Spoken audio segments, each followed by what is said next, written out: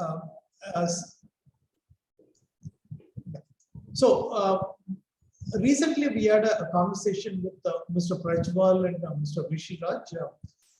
Both are from Climefort, and Mr. Prajwal is currently based out of UK, and he's a European patent attorney. And during our interesting conversation, a couple of points came in the forefront. One, startups, when they look for a strategic patenting for the PCT requirement and country-specific filing, they require a good amount of handholding and guidance from a trusted source. And being a European patent attorney of Indian origin, Mr. Prajwal volunteered to facilitate any patent possibilities in case if any of our cohort of startups wanting to enter European market. How to strategize IP is the core of the discussion. So he volunteered to provide this session, info session, and post that on a one-to-one basis, he was always willing to support. But this is not only IP, and there is also a possibility of connecting with investors in, I think Climefort is anchoring its offering in sustainability, but nevertheless, they are willing to help any of our companies willing to explore funding or IP facilitation from European market. The third dimension which we spoke about, apart from IP funding facilitation, was reciprocal startup connect. There are startups in Europe who are wanting to enter into India market. Some of you are looking at European market, and so if there is a horizontal connection between a startup which would like to synergize with your work, so it could be cross-licensing, it could be licensing of technology one way, or even channel partners. There are many other such possibilities. So with this backdrop, we requested Mr. Prajwal to provide this info session today. And thank you all for taking your time of joining. I'm sure this is going to be an interesting conversation. And please feel free to interact with Mr. Prajwal, and he would also be sharing his coordinates. Otherwise, we will also share the email for further contact and discussions. So thank you, Mr. Prajwal. Thanks, Rishi, for facilitating this, and the floor is yours. Please proceed. Okay. Thank you, Professor. Thanks a lot for your kind introduction, and welcome everyone to this session. As Professor Bala mentioned, I'm founder and director of Climefort Limited. So we are a UK-based strategy consulting firm helping the clean tech sector predominantly. But we also are kind of educators in IP, kind of dispel the myths around IP and let people understand that IP is a very important strategic tool if you want to gain a competitive edge in the market. So my session today is based around that theme. I'm going to share my screen next. Okay.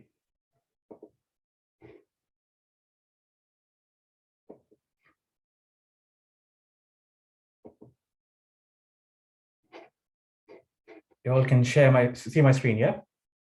Yes, sir. Okay, brilliant.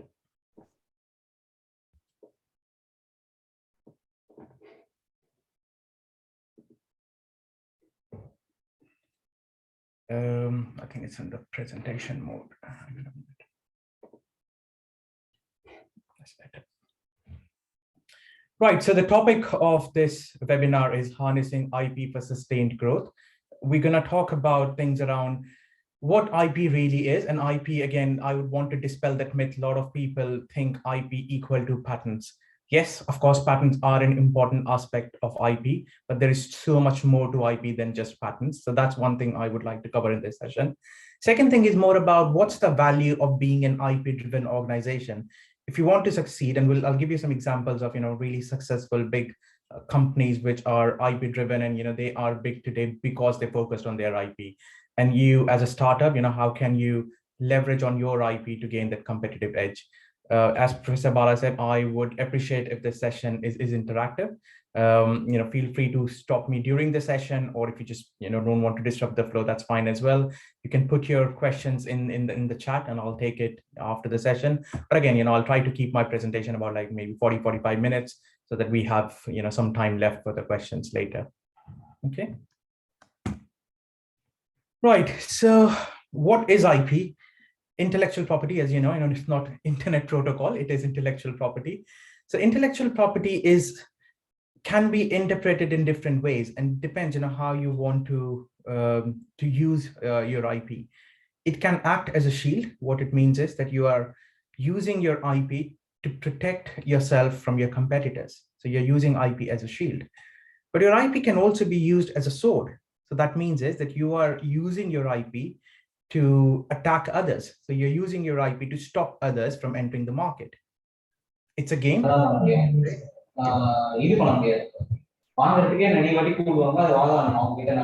Gopi, please mute others. Yes, sir. Sorry, I have unmuted. Okay. It is a game that you need to play. So, there are rules of playing the game of IP. It can act as a glue. By what that I mean is, it can act as a tool for collaboration. Actually, by using your IP strategically, you can be doing business together and bring people together. So that's another role that IP can play. IP is also a game of data, so there is a lot of data which is involved in IP, and you can use that data to your advantage. Predominantly, IP is a legal right. So of course, it is a legal right for you to strengthen your position in the market. It is a strategic game. So it is a game of dice that you play, and you have to, you may not always win, but again, it's a game that you need to know how to play the game and how to throw your dice. And of course, it's a very, very important asset. We'll talk about this probably in the next slide, why IP is such an important asset and what has changed, from maybe 20, 30, 40 years ago, and what is the business scenario right now. In terms of forms of IP, I'm sure most of you would be aware of that IP. There are different forms of IP, and this is still just a subset. There are more forms of IP which may or may not be immediately apparent to you, but these are the ones which are kind of the most important forms of IP. So patents obviously is the one which protects your technical inventions. So for any technology company, patents is the first thing which come to their mind. So you've come up with the new solution. For example, you have come up with a new photovoltaic cell. You have come with a new battery for for electric vehicle. Those sorts of inventions, they can be protected by filing a patent. Trademarks, again, a very important IP right, wherein you protect your brand, your logo, your name, slogans, anything which is to do with the identity of your brand. Those sorts of things are protected by trademarks. Copyright protects your artistic work. So it could be your books, for example, music, movies, those sorts of things are protected by copyright, and this also includes your software code. Design. So design rights protect your shape and appearance of a product. So not to do with the functionality, but actually how a product looks like. So that is protected by a design right. And last but not the least, and the one which is often ignored, is trade secret. Now, when I started in this profession, a lot of even IP attorneys don't even talk about trade secrets. The reason for that is it's an unregistered right. So you do not go to the government and say, oh, I want to protect my trade secret. No, that's not the way it works.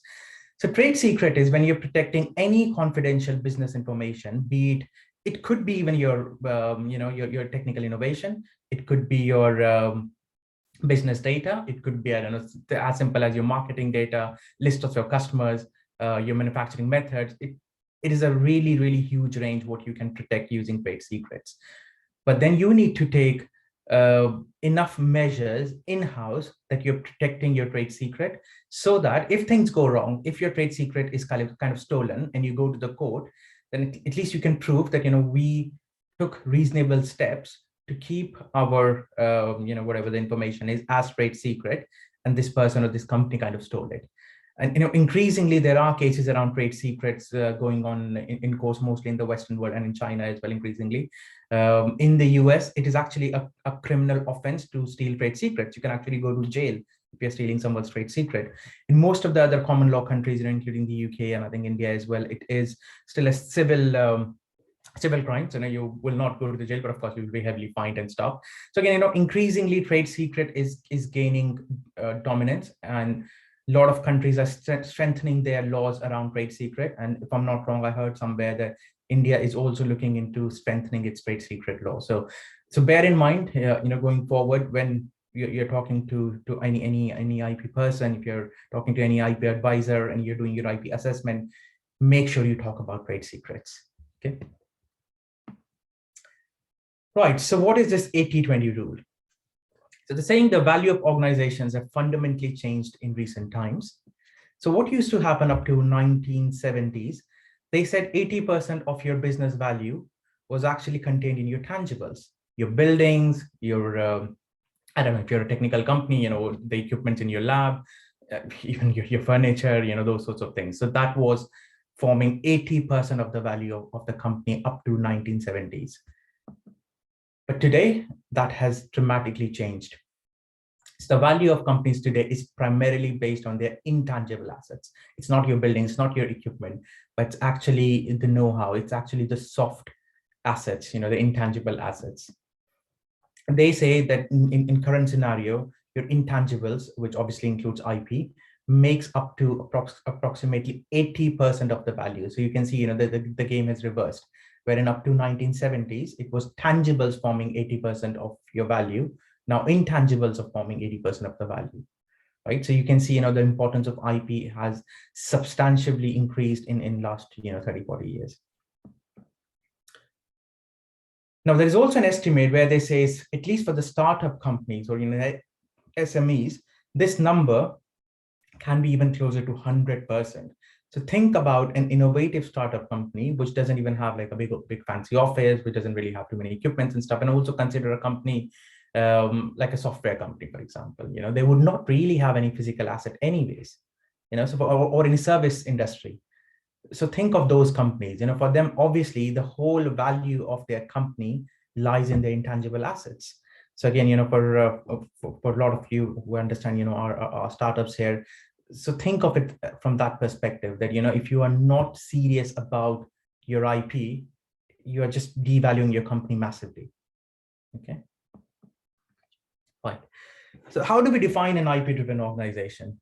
So the definition which I like is, it says it can be defined as an organization that understands the value of its intangible assets and makes every effort to protect and harness those to gain a competitive edge in the market. So obviously, three things which stand out here is the value of its intangible asset. As I said, at least for the startups, it could be as high as 100% of the value coming from intangible assets. So you must value your intangible asset. You must know how to protect and harness those intangible assets. And why you need to do that? Because once you are capable of protecting and harnessing those intellectual assets or intangible assets, you would be able to gain a competitive edge. You would be able to command, a strong position in the market in contrast to your competitors. Okay. Three essential aspects of IP-driven organization. So how would you know that a company is an IP-driven? So first and foremost, it would be a company that values innovation and creativity. So it is a company which I would say they define a culture of innovation. They practice a culture of innovation in their company. So, they do understand that everyone in the company can contribute, in creating an IP-driven organization.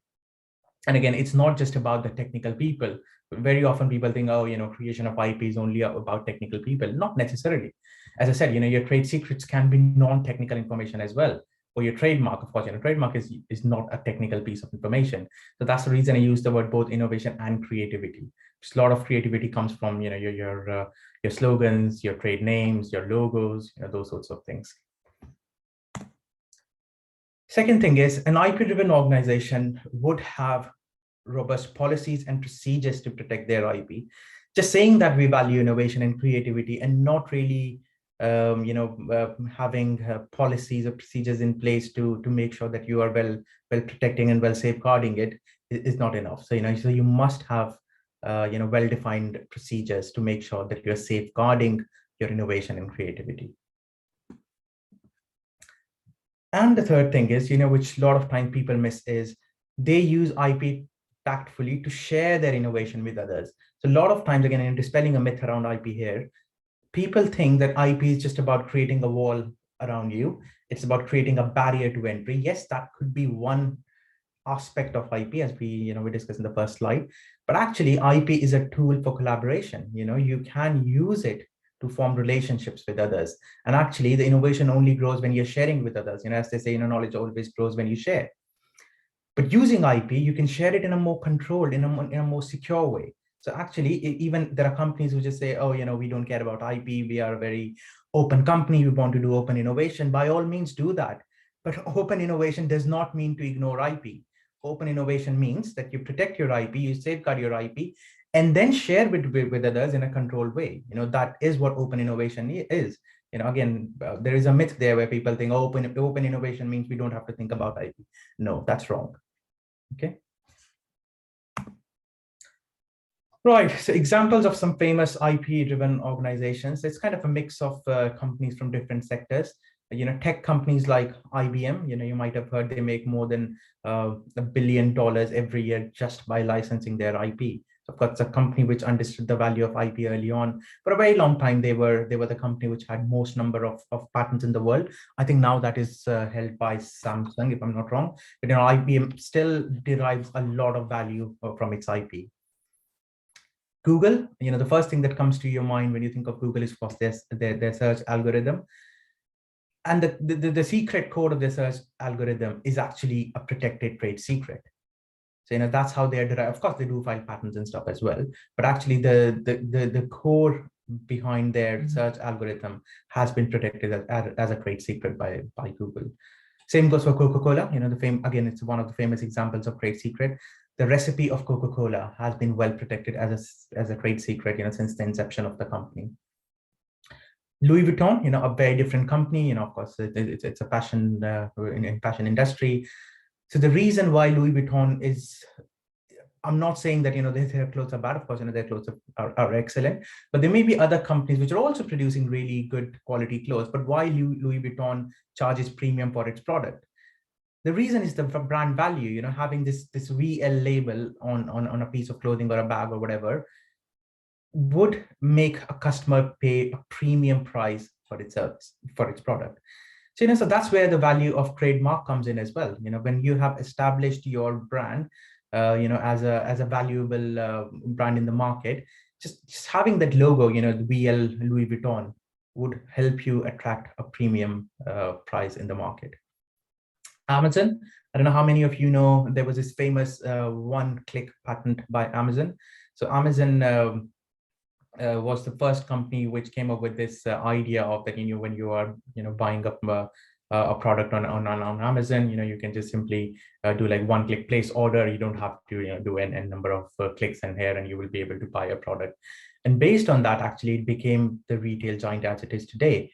And again, to this date, it's actually even licensing out that patent to companies even like Apple.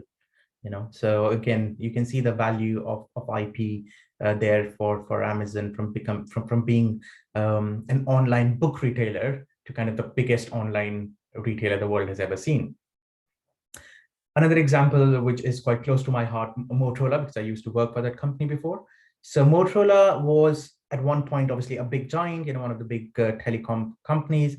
But there came a time when Motorola was losing its ground. The sales were really low, and then the company decided to split itself into 2 entities. And one of the entities, its mobile division, was actually bought by Google for a staggering, if I'm not wrong, around 15 or 20 billion US dollars, like a really high amount. And actually, the majority of that price was given because of Motorola's patent portfolio. So Motorola's patent portfolio had a lot of standard essential telecom patents, really valuable patents for the telecom industry. So if Google was acquiring Motorola, it was gaining access to all of that valuable patent portfolio that Motorola has created over the years. So again, a good example of how even when the company is not doing well, still you can make a lot of money if you had previously invested in your IP. Any questions so far, anyone? Okay, go ahead. Right, let's look into IP exploitation. So there are different ways you can exploit your IP once you've created it. First and foremost is obviously direct use, that you are using your IP to kind of promote and sell your product in the market, and you're maintaining a competitive edge in the market for your IP protected product or service. So that's kind of a direct use for IP exploitation. There could be indirect use. So by selling, licensing, franchising, or merchandising your IP, so you're not exploiting it yourself, but you are giving others to, you are just selling your IP, and then they can, or you're licensing your IP, and then they can produce a product based on your innovation. You can enter strategic alliances or joint ventures with different companies. So, be it if you want to establish your market in another country. So I'm giving an example, one of the companies based in India, they want to do, they want to expand their market in the UK. So maybe they will think of entering a joint venture with a company in the similar field and give kind of an access to the market in an easy way by entering this joint venture. So, that's where IP would play a very important role. Spin-outs, something really important for universities. So from universities, when companies spin out, again, IP becomes extremely important there, because when you are spinning out, it's the value of your IP which will make the spin out a successful company. Okay. Some other possibilities, publication. You can simply, and again, one thing, IP does not always means that you have to file a patent and stuff. You can actually go for defensive publication or defensive patenting. But what it means is that that you may not be able to obtain a patent for it, or even if you obtain a patent, it may not be valuable for any reason. But in that case, what you can do is you can go for defensive publication, so that you can't have it, but no one else can have a patent for it either. So well, in that case, it becomes a level playing field. So that's kind of another way you can exploit IP. You can use IP for raising finance and investment. You go to any IP pitching events, at least here in the Western world, the first question investor would ask you is a question around IP. They would say, okay, what's your patent portfolio looking like? What your IP policy is looking like? How well is your IP audited and assessed? Sorry. So those sorts of things. And again, based on your IP, you can actually even raise funds in terms of, sometimes you can mortgage your IP in return of pick some from a bank. So that's another area where you can raise funds using your IP. In different parts of the world, actually, you can also get a lot of tax benefits. If you have your IP protected. So at least here in the UK and Europe, there is a system called patent box. So if you have a patent granted for a certain product which you're selling in the market, you can get, think about 20% rebate from the profits you are getting from that product, because that you have filed a patent, you've invested in the patent and all that. So, I'm not sure what the tax legislation in India is looking like for that, but at least here in the Western world, you do get tax benefits under patent box scheme. Right, so talking about some IP models. So IP model is basically a relationship that exists between two or more entities from IP perspective. So it's when you're exploiting your IP by entering in any of a 2 or 3 way or multi-way collaboration with different parties. There are different ways you can exploit your IP using different models, and we will talk about some of those models. So first is, when you are entering an IP licensing model, wherein again, a licensor and a licensee enter a model wherein you define the terms of licenses. Now, again, you can give someone a license for just one particular country. So you just say, okay, we have filed our patents in 10 countries. Now we do not have enough resources, or we do not have enough interest to commercialize our products, or make our products in I don't know, say China, right? But you have got patent protection in China. So rather than making your products yourselves and doing things yourselves in China, you basically just give a license out to this Chinese company for Chinese territory only, and then they can do whatever they want, and they can produce the product. And again, you will decide what royalty needs to weigh. So you have to kind of come up with terms and conditions. Or it could be things like you can enter what you call an exclusive or a non-exclusive license. So wherein you say, okay, we are giving you a license, but you're not the only company we are giving this license to. We are also interested in other companies who may also want to do something similar. Again, all depends on the terms and conditions, all depends on the relationship you have with the other entity. Selling IP is slightly different. When you're selling your IP, you're actually you're giving away your rights completely because you're selling it to someone else. And no longer you would have the rights to do anything with that IP, but you have just kind of, just given it away in exchange of a big sum of money. I can go to the example of Motorola. So when Google bought Motorola patents, so that was selling of IP and not licensing of IP. Okay. Donating IP.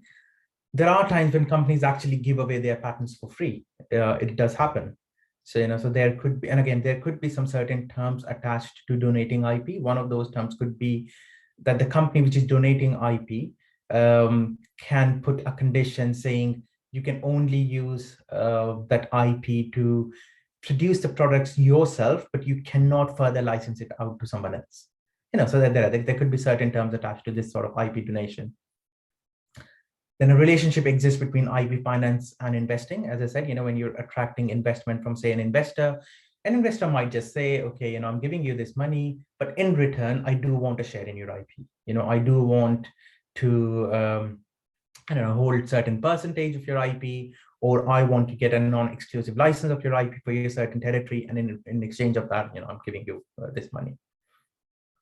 Open source again is an arrangement mostly used in software industry, wherein a lot of companies come together. They're developing the code jointly, and it all remains kind of open in terms of anyone can use it. But again, it's defined by its own terms and conditions. And again, open source does not mean it's free. There are certain terms and conditions around an open source relationship. There could be platforms. It's a kind of a bi-party or a multi-party platform where you guys are kind of sharing your IP. Now, that could be an open platform or could be a closed platform. And again, there would be terms and conditions around that platform which exists, how you want to share and exploit the IP which is there on that platform. Spin-outs, as I said, when the university, a company's existing university goes to become their own entity as a spin-out, sometimes universities would want to retain certain IP rights. So, so again, you have to figure out, what kind of relationship you're having with the university once you have been spin out from it. Franchising model, merchandising model, as we talked about before. Sponsored research. So that's an interesting one. Again, in context of, it could be in context of not in university mostly. It's in context of academia and industry collaboration, wherein say a PhD student from a university is doing some sponsored research in a company.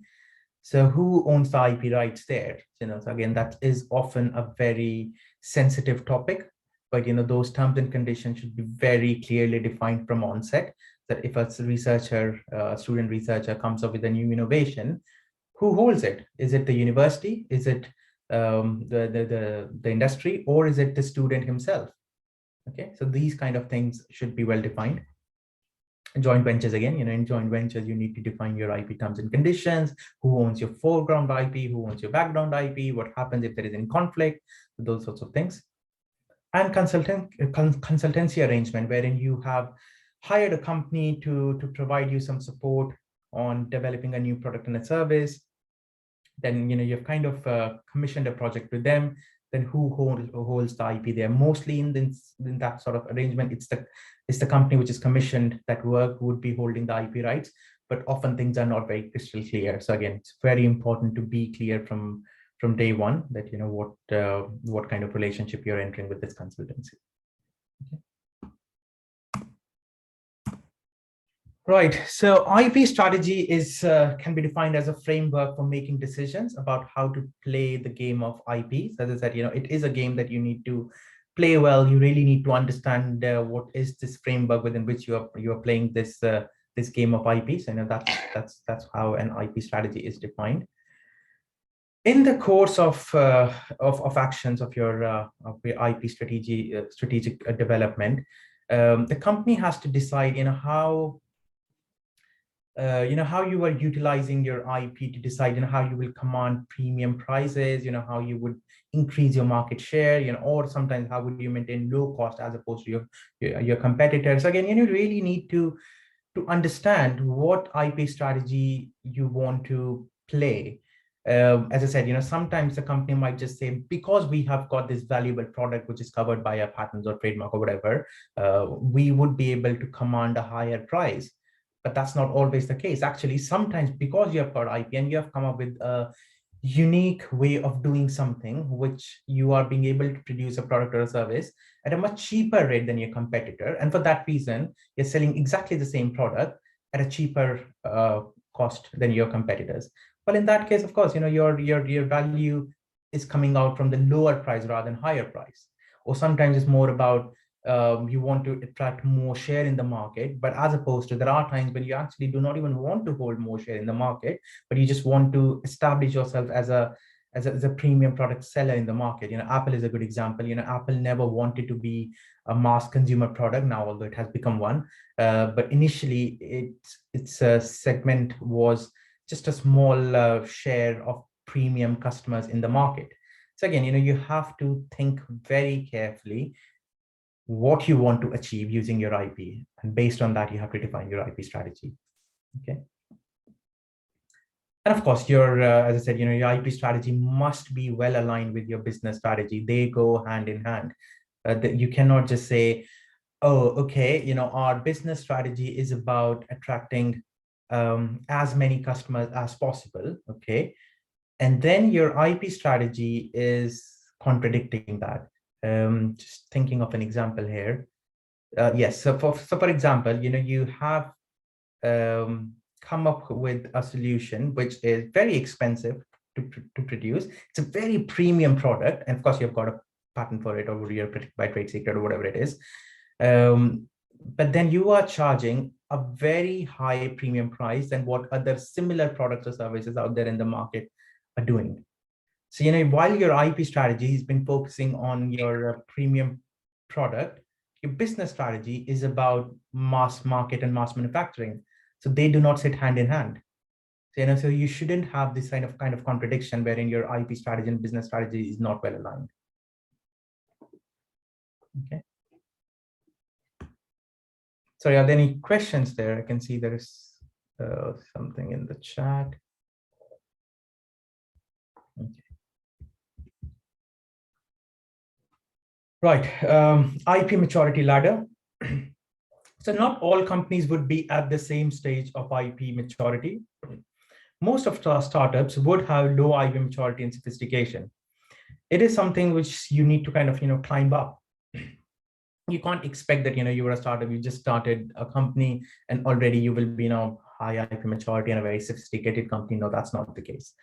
But having said this, you have to make conscious effort that you're climbing up the IP maturity ladder. So from being passive, you need to go to the next stage, which is kind of active, which means that no, you're actively thinking about IP.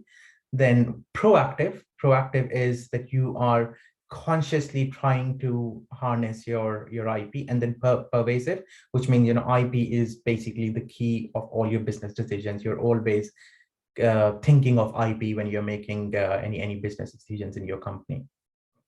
And again, it will start from, you recognize that there is need for IP.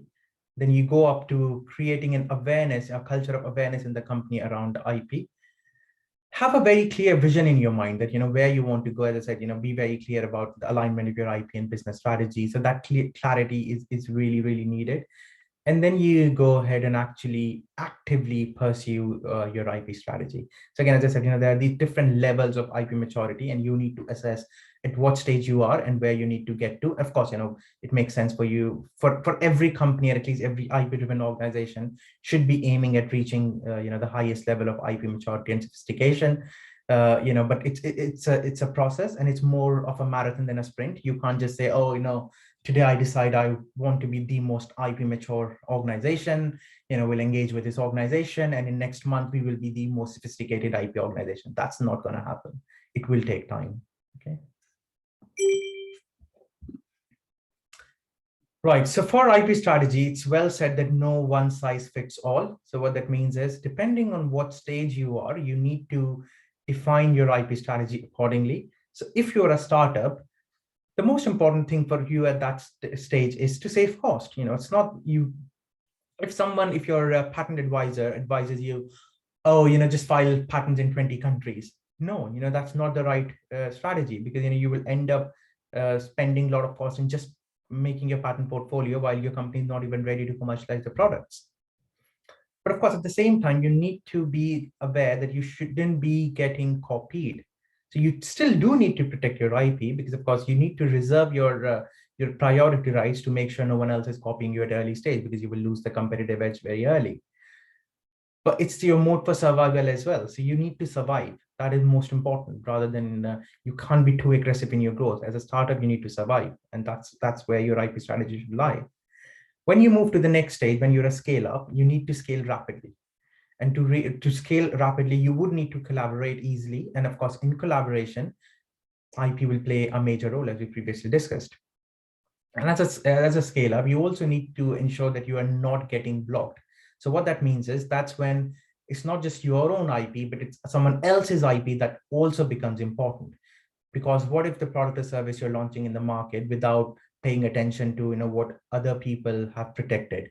Well, in that case, you may be, you're ready to launch your product in the market, and then you just realize, oh, we just launched it and we didn't realize that this another competitor already has a patent covering this product or service. What are you going to do that? So at that point, you do need to be aware of others' IP as well, so that you don't get blocked.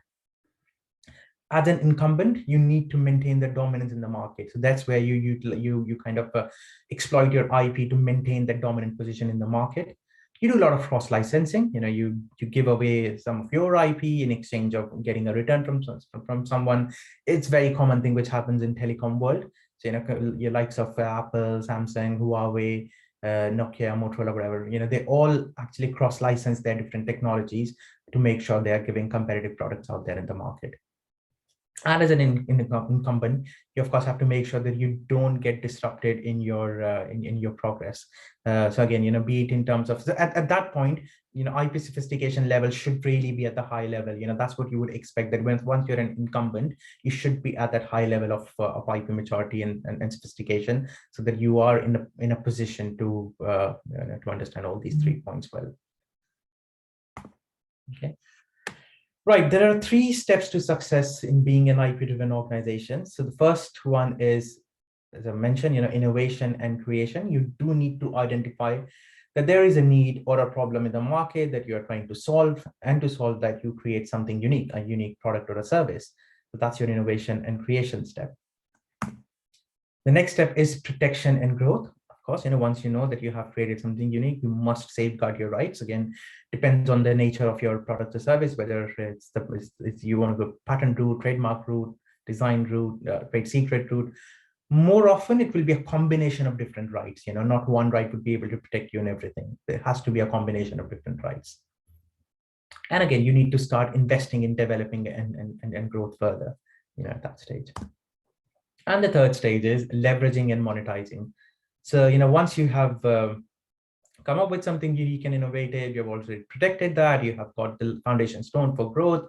Now, the next stage is obviously you need to make money, and that's what you do when you are, say, maybe licensing your IP, or you are charging a premium price for your brand or your technology, or both. Again, a good example, there is Apple. Apple products sell for a premium price for both reasons. They're obviously technically they're superior, but also Apple has a very strong brand equity.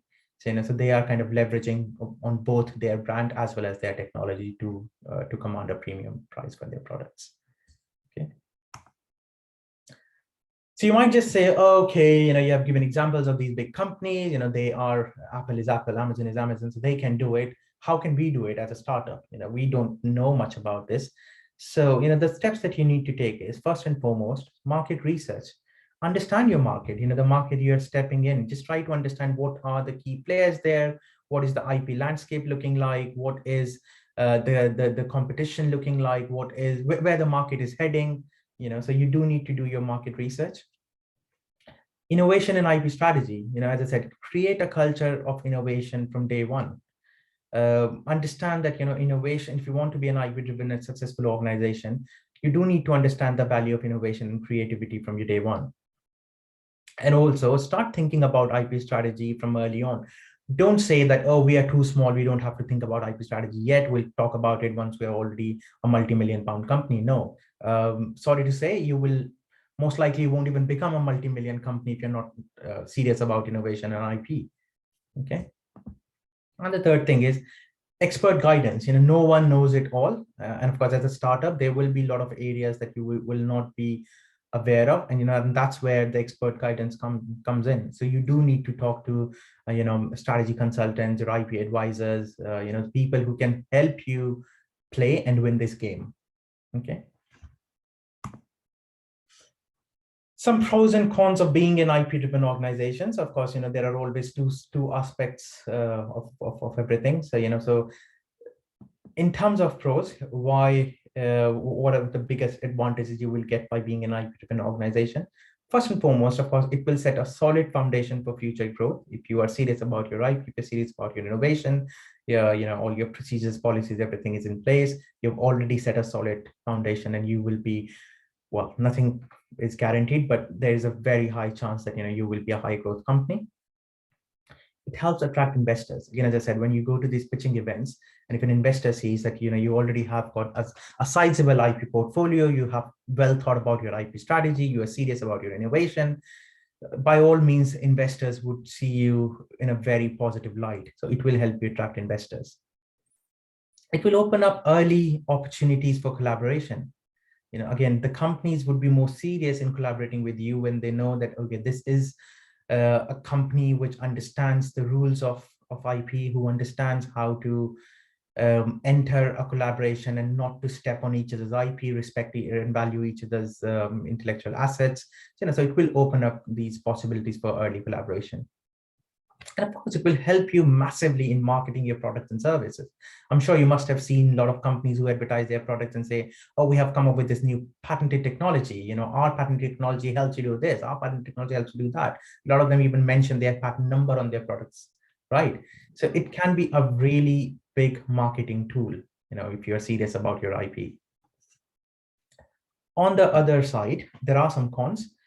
It can be time and resource intensive. Of course, it does cost money to get your IP in place. Of course, patents are by all means very costly affair. But having said this, there are kind of more efficient ways of patenting, and there is enough in patenting procedure to spread the cost over number of years. And again, with the right IP advisor, you would be able to do that. And again, there are things which doesn't really cost much. Trade secrets is again one of the best examples.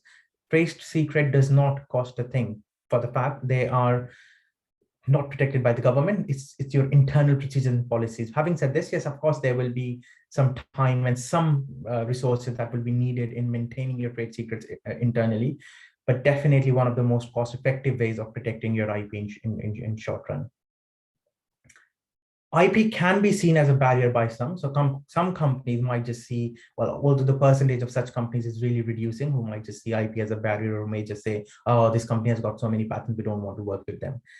There could be one or two such companies who may think of you as that way, but as I said, it's more of an exception than a rule. It can sometimes attract undue attention. So when you are actively, aggressively pursuing your IP strategy, you're filing a lot of patents and stuff. Of course, patents do get published. If a competitor wants to block you, they might be closely monitoring your IP activity, and they might just, try to do something to disrupt your IP flow. So there are obviously, some. Then I would say they're more like risks rather than cons of being an IP-driven organization. Having said this, pros here heavily outweigh cons. And if you have your process well managed, your policies are in place, you're using the right advisors, then I'm very confident that you would be able to drive much more value from your IP than any drawbacks that it may have. Okay. Right, so that brings me to an end to my presentation. Thanks for listening, and of course, get in touch with us if you want to learn more. As Professor Bala mentioned earlier, so IP is obviously one of the key areas of our services where we can guide you, advise you. But apart from that, if you are interested in gaining access to foreign markets, if you're interested in pitching to some foreign investors, if you're interested in forming collaborations with with other startups, universities and stuff, get in touch with us, and we'll see how we can support you. Thank you very much. Any questions? No, may I ask? Yeah, Yeah. please go ahead, Ravikant. Please go ahead. Yes. Hi, Prajwal. Thanks a lot for the presentation. It's superb. Thank you. A lot of things got clarified for this in this last hour. Thank you. I have one clarification rather than a question. I really want to understand more about what an IP strategy mean. And I want to give my company as an example and the IP strategy that we have put in place. I'll not take more than 2 minutes to explain that, and you can possibly tell us, is that enough, or it needs more work towards it. Okay. So the IP strategy we have is with the current, for every product that we release, there has to be minimum of 4 patents and 2 or 3 design applications. And the name of the product has to be trademarked. And similarly, we have done for our current product called iScanner.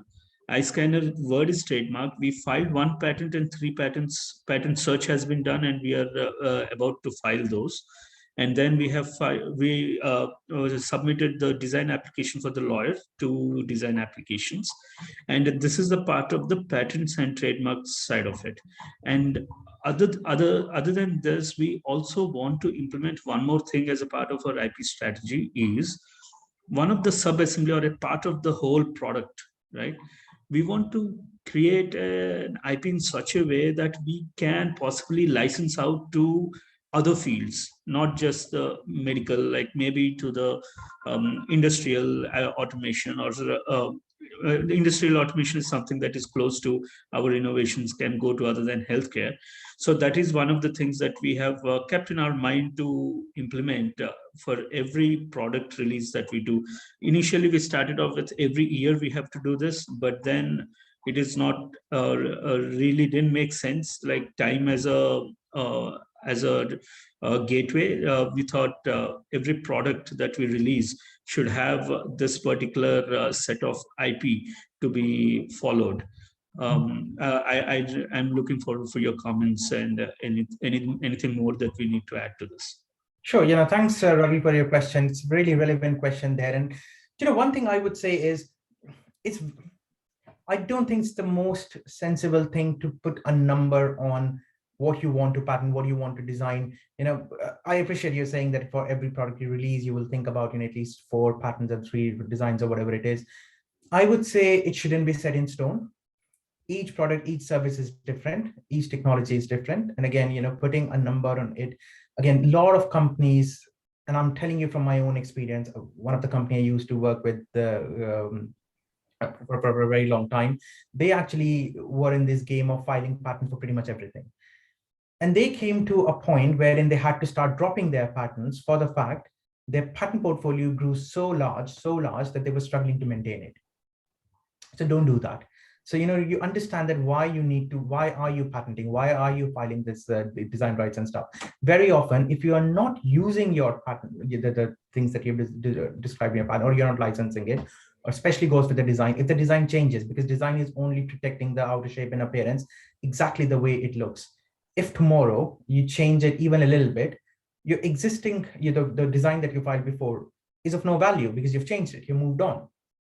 So that's one thing. Most importantly, only file a patent or a design when you are 100% sure that you will be using it and it will have some value in licensing. As you said, you are interested in licensing your IP. So you just see, would it really be valuable to others? And also think about, again, that's something your IP advisor, patent advisors can help you with.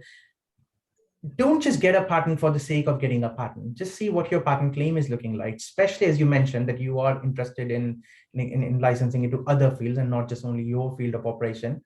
Are your patent claims written in that way, or is it just covering your field of operation? Because of course, if your independent claim is written narrowly, how would you be able to license it out to other technology fields? Because it's already limited to your own field. And so that is the most important question you need to ask. that, are your patents written in a way that they are good enough to be licensed out to different technology fields? Okay. Another thing is, as I said, not always your registered rights are the best way of protecting IP. If there is something that you are doing is so unique that you don't think anyone else would be doing it in the same way, and it's not very easy for someone else to find it out again, as I've been telling in my presentation, use trade secrets. Make sure that you have your trade secret policy. Make sure that your company, your other employees do understand what is the trade secret and how you can maintain a trade secret. And again, trade secret is something that you can license out as well.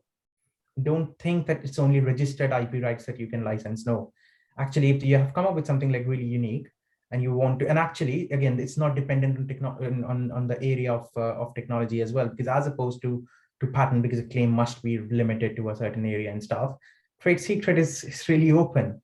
So actually, you may be in a better position to keep certain things as trade secrets and then license out your trade secret to certain companies.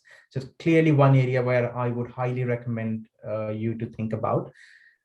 It's good that you are already serious about filing patents and stuff. And again, I don't know whether you're just filing in India or you're also filing abroad.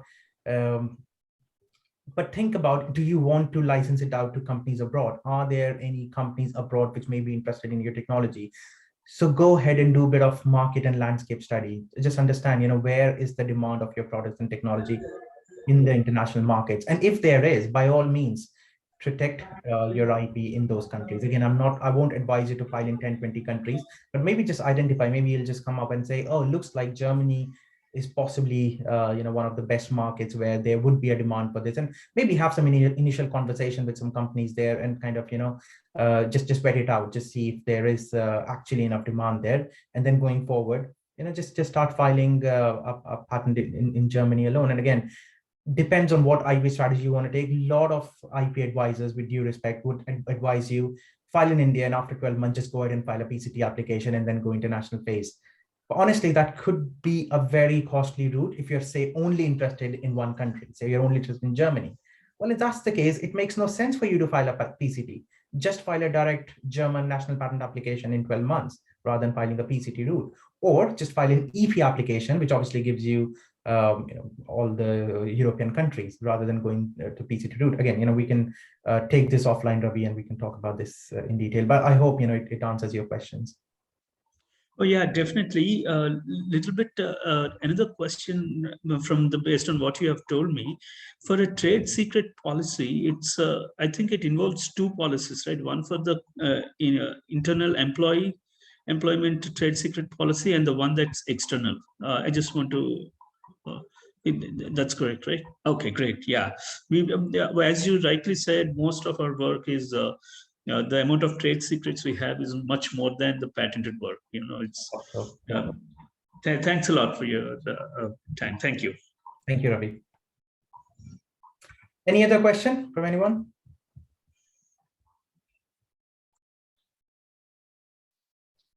Hi, this is Dr. Pradeep. Hi, Pradeep. Yeah, so I just want to know, like, what is I don't know anything about trade secrets. So, what is the best way? It's just the policy that we have to make and file it to someone, or we just have to keep it internally? Then, Sure. So the whole reason why a trade secret is called a trade secret is because it is a secret.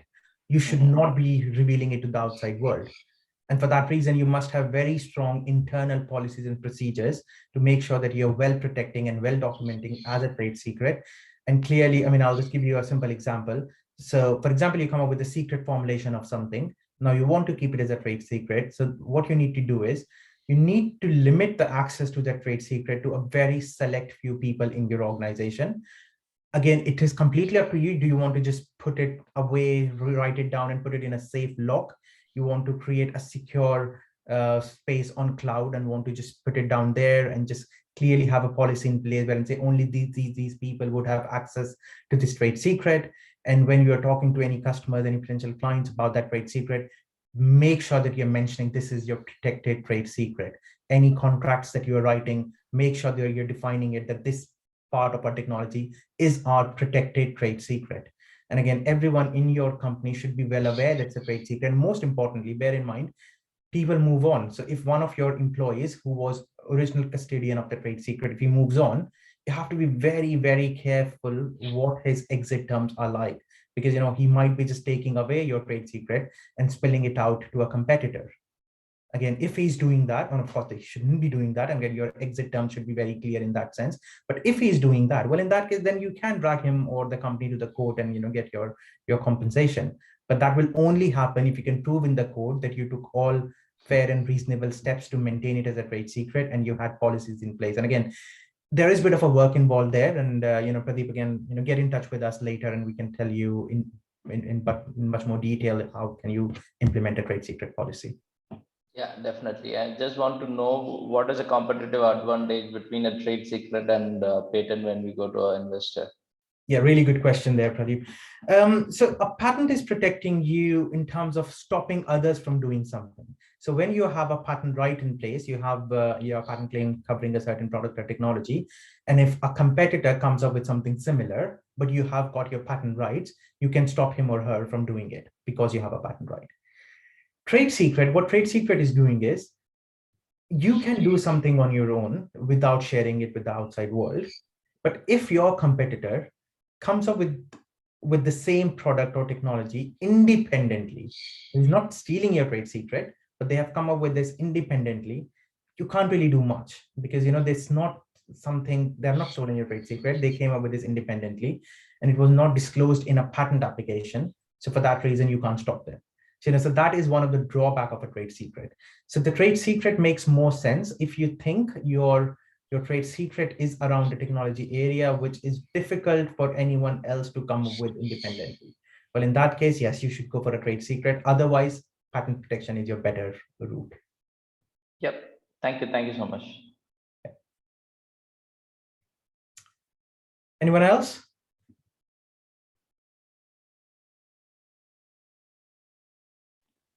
Hi, Prajwal. Ranjit here from Biodimension. Thank you for the very informative session. So I have a question. This is regarding the patent for the pharma companies. Because when it comes to patent for pharma companies, there is a chance that competitor can go through the patent and they can do the slight modification and they can go for some other patent related to that. So how we can avoid that in that particular case? Yeah, good question, Ranjit. I think pharmaceutical patents are some of the most complex patents. And as you said, there is so much nitty-gritty involved in your chemical formulations and stuff that it's sometimes really difficult to protect it broadly. I mean, obviously, in ideal circumstance, you should be trying to claim it as broadly as possible so that different combinations, the different slight modifications, that your competitor might do, you would be able to avoid it. But having said this, that would not always be possible. So, well, in that case, a lot of pharma companies, what they do is they create what we call a patent thicket.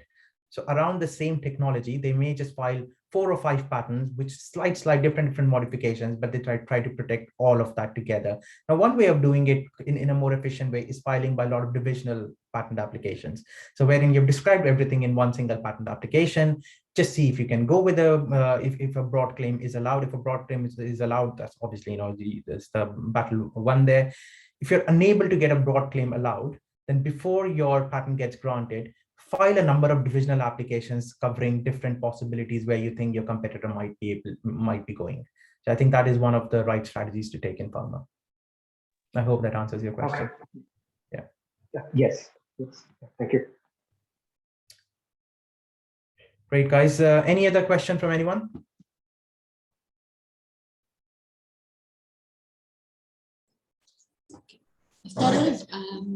Thank you, Mr. Prajwal, and thank you, Rishi, for arranging this session for us. I would like to thank you on behalf of all our incubators and the attendees today. Just for the sake of understanding, I am Sudha. I work with the business incubator. I report to Dr. Bala. And thanks so much. I'm sure it would have been beneficial for all of them who attended today. And I'm sure they will come back to you for in case they have some clarifications or doubts with regard to filing of patents or the market, understanding the market. They would come back and reach out to you directly or through TBI. We will be happy to connect them with you. And I'm sure you will take it up for us and provide inputs as and when required. Thank you so much, Mr. Prajwal, for joining in this. Thanks, Sudha. Thank you. Right. Thanks, everyone, for attending this session, and I look forward to connecting with you again. Take care. Thank you. Thank you so much. Thanks all for Bye-bye. participating in the session this evening. Thank you so much.